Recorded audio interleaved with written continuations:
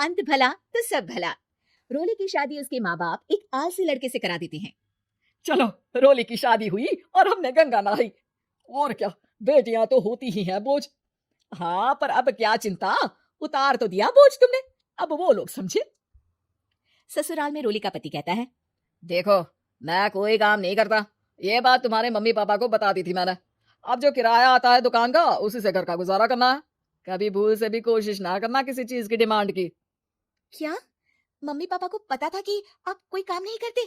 और क्या, बड़ा अच्छे से पता था। उन लोगों को तो तुम बोझ लगती थी, बोल रहे थे कि बस शादी कर लो और कोई मतलब नहीं है। रोली को यह सुनकर बहुत गुस्सा आता है, लेकिन करती भी तो क्या, क्योंकि वो जानती थी कि उसके माता पिता ऐसे ही हैं। जैसे तैसे रोली दिन काट रही थी। रोली को एक प्यारी सी बेटी होती है। धीरे धीरे वो बड़ी होती है और उसके साथ उसकी जरूरतें भी बढ़ती जाती है।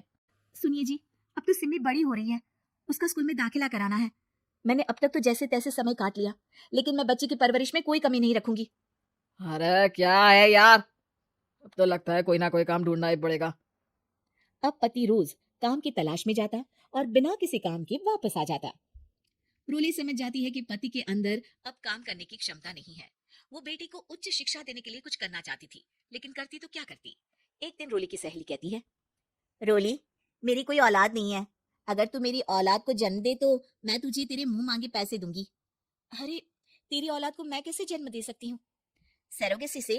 बच्चा मेरा और वैभव का ही होगा, लेकिन कोख तेरी होगी। ये संभव है रोली। रोली कुछ सोचकर कहती है, मुझे मंजूर है, लेकिन मैं इसका 2 लाख रुपया लूंगी। अरे कोई बात नहीं, मुझे मंजूर है। रोली खुश हो जाती है कि एक बच्चा पैदा करने का उसे 2 लाख रुपया मिलेगा।